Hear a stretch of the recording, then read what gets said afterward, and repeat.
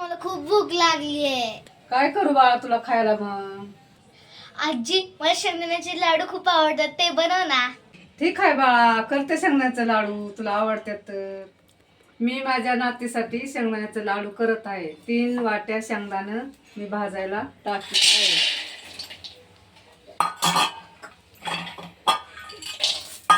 आता हे 5 मिनिटात शेंगदाणे भाजतात.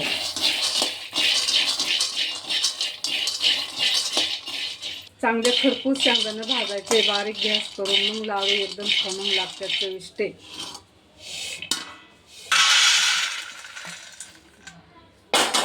3 वाट्या शेंगदाण्याला 1 वाटी तीळ टाकत आहे.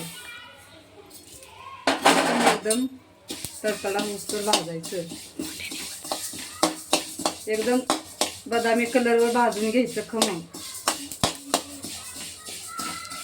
चांगलं भाजायचं.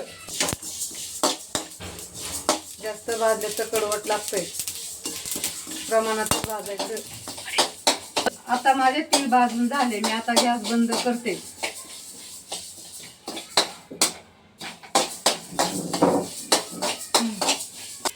आता एकदम खमंग भाजून झाले. 5 मिनिटं गार करत आहे.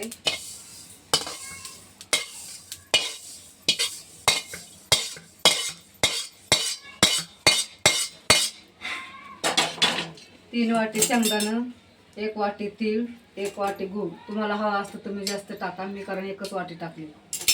कशाची? गुळाची. आता ही थंड करून घेते मी. 5 मिनिटं थंड करायला ठेवले. ती आता गार झालंय. मी आता मिक्सर मधून काढते. मी काय सालपा काढत नाही, कारण त्या जीवनसत्व आहे. तुम्हाला काढायचं असं तुम्ही काढू शकता.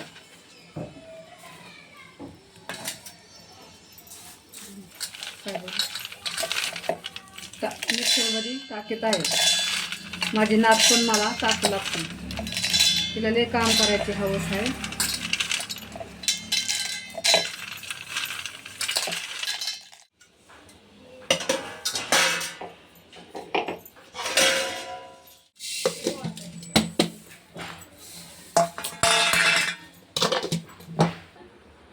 लय बारीक केलं तर जिभेला चिटकतं खाताना.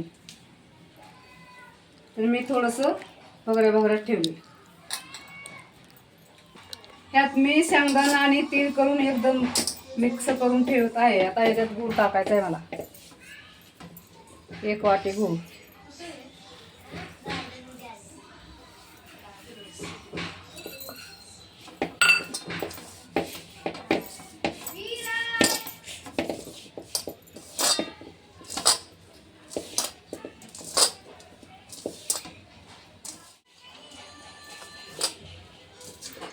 गावरान तूप 1 चमचा मी गरम करून टाकत आहे.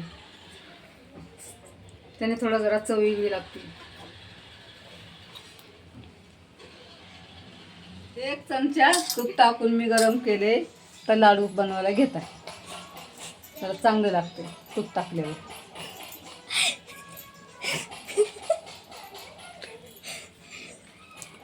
मी जरा मोठंच लाडू बनवत आहे.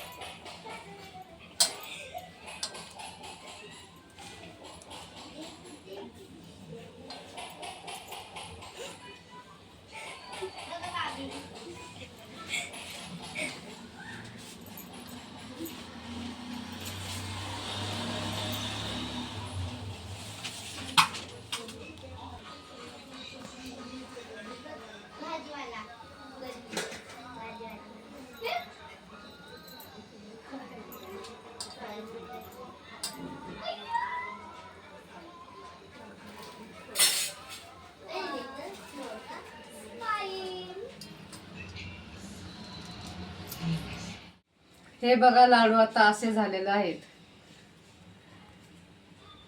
तर मी माझ्या नातीला बोलवते. शिवण्य बाळा, शिवण्य बाळा, लाडू खाऊन बघ.